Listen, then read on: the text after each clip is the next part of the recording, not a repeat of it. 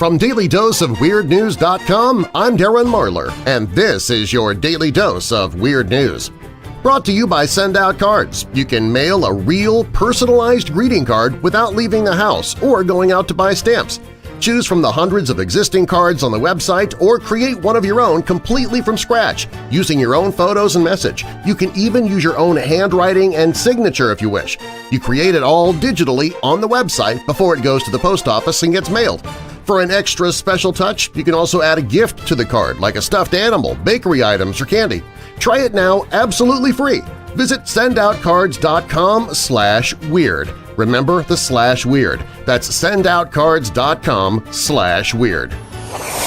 This is National Clutter Awareness Week. I would have told you about it earlier in the week, but, well, the National Clutter Awareness Week flyer was under a big pile of stuff on my desk. Provocative new research suggests international rules that bar potentially infectious tuberculosis patients from flying are too stringent, and airline passengers are really at little risk from catching TB from a fellow traveler. But they do reserve the right to kick you off the plane if you're a fatty. A bus driver in China is in some hot water for posting a sign persuading passengers to not spit on his floor and instead spit out the window. The sign apparently had passengers complaining that the sign only encouraged uncivilized behavior. The sign read, "Care for hygiene, prevent the spread of flu, please spit out of the window." The backlash about the sign is so heavy the bus driver says he's mad enough to spit. That Chinese space station is expected to re-enter the atmosphere within the next 2 weeks, and so far Oregon seems to be the likely arrival spot. You have been warned, Oregon Earthlings. It might be a good idea to take your spring break away from home. Prosecutors in Billings, Montana say 37-year-old Lisa Christine Walter drank half a bottle of whiskey, drove to Billings to get marijuana at a legal dispensary, then drove her car through the storefront and broke more windows with a sledgehammer after discovering the store was closed. Walter's been charged with felony criminal mischief and aggravated driving under the influence, second offense, a misdemeanor. Police were called to Grow World, where they found Walter drinking from a measuring glass with her blue Honda Civic driven partially through the front doors of the business. All 10 of the front windows to the business had been broken, and there was a baseball bat sticking out of the rear passenger side window, a sledgehammer sitting on the front seat, and a bottle of Jack Daniels in the rear of the car. Walter was reportedly agitated because she could not buy marijuana from the business because it was closed for the day. She has a medical marijuana card and told officers she had driven to Billings to buy the product because she had run out. She also admitted to officers she drunk roughly half the bottle of whiskey before driving. A breath test showed a 0.13% blood alcohol content, well over the legal limit of 0.08. Okay, if you are so desperate for weed that you drive your car through the window of a dispensary in order to get it, you probably need to ease off a bit on your dosage. According to Google AdWords, the phrases "Do bunnies lay eggs?" and "Do rabbits lay eggs?" each receive between 1,000 and 10,000 average monthly searches. That's a pretty big number, which leads us to believe that people really do not know. Okay, now listen up here. If you do see a rabbit laying chocolate eggs, don't eat them! A new study found that people hate looking at selfies, unless it came from them. In other words, you're spending all that time on the perfect selfie just for you, so get over yourself. Chinese media has confirmed that North Korean leader Kim Jong-un has made a secret trip to Beijing. Apparently he wanted some food, and they've got like none in North Korea. 61% of adults who wake up with an alarm said they use the snooze button. That means 39% of people are up and at 'em when the alarm goes off. Roughly 17% of snooze users hit the snooze only once, 15% hit it twice, 14% hit the snooze alarm 3 times, 1 in 20 hit it 4 times, 3.8% did so 5 times, and roughly 3% of people hit the snooze alarm 6 or more times. If you're hitting the snooze button 6 times, you're already late to work. I mean, you might as well just call in sick. In Ohio, a 54-year-old woman was arrested last Saturday afternoon for allegedly making lewd comments to an Easter bunny at a carousel park. So who complained about it then? The Easter bunny himself? If so, forget the lewd comments, we just found a talking rabbit! A study discovered that up to 35% of us had a text conversation while still sleeping. The conversation, which is mostly gibberish, starts when our phones start beeping or buzzing, prompting our brains to go into autopilot and return the text. It's not always gibberish, though. The study found men usually text about food while women tend to get romantic. Or in my case, getting romantic about food.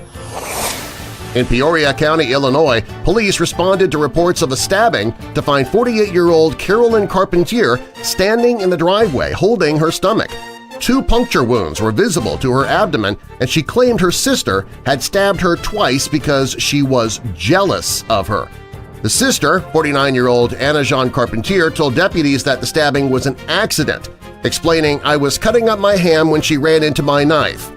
Apparently twice. Right. Police did say they smelled a strong odor of alcohol coming from both women, which is just a shocking observation. President Trump is said to be hiring staffers these days on the basis of how they perform on television. In fact, he desperately wants to get Jack McCoy from Law & Order on his legal team, like yesterday. In South Carolina, a clown is running for Congress. Steve Lau is a former clown for the now-shut-down Ringling Brothers and Barnum and Bailey Circus. I mean, not only is Steve tossing his hat into the ring for a congressional seat, he's also tossing in his red nose, giant shoes, and squirting flour. Hey, you know what? Congress is already full of clowns, so Steve should feel right at home if elected. In Bridge City, Louisiana, 25-year-old Megan LeGlue allegedly pinned her boyfriend against his own car with her sport utility vehicle after an argument, shattering her boyfriend's leg. The 27-year-old victim was taken to Ostner Medical Center in Old Jefferson while deputies arrested Megan and booked her with aggravated second degree. The victim told deputies he'd been arguing with Megan, with whom he also has 3 children, when she hit him with her SUV and pinned him against his car. World's worst girlfriend! 3 kids with the lady outside of marriage. You know what? I'm thinking maybe she's just ticked off you haven't put a ring on it. A Newcastle University professor said it is unnecessary for kids to learn spelling and grammar because smartphones will handle it for them. Really? Hey, how about we try spelling your name wrong on your paycheck a couple of times? Then how important is spelling? Beer heir Billy Bush is being charged after pushing an 11-year-old into a wall at a basketball game. It's an innocent mistake, though. I mean, somebody called out his name, Billy Bush, he heard Billy Push, and, well, there you go. A New York woman was arrested over the weekend along with a man from Florida for stealing mementos, including teddy bears, plaques, and pinwheels from a memorial site honoring those killed in the Parkland massacre. You know what? A special kind of punishment should be created for people this low. Like maybe being forced to clean the bathrooms at the high school in Parkland, using toothbrushes, or maybe their tongues. Stormy Daniels' interview on 60 Minutes brought the show its highest ratings in 10 years. Obviously, featuring women who claim that they've had a fling with the president brings in viewers. CBS has already sent a thank you note to Bill Clinton. Much like Bill Clinton during the Monica Lewinsky scandal, President Trump's popularity has actually increased in recent weeks since Stormy Daniels and her attorney have been hitting the talk show circuit. So think of how popular he's going to be when the other 19 women start appearing on 60 Minutes and meet the press. She calls her band Hole, and now Page Six is reporting that Courtney Love is over $500,000 in the hole with Uncle Sam. The report says the singer owes precisely $568,674.62 to the IRS. Reportedly, Love has already shelled out over $319,000 to cover unpaid taxes dating back to 2012.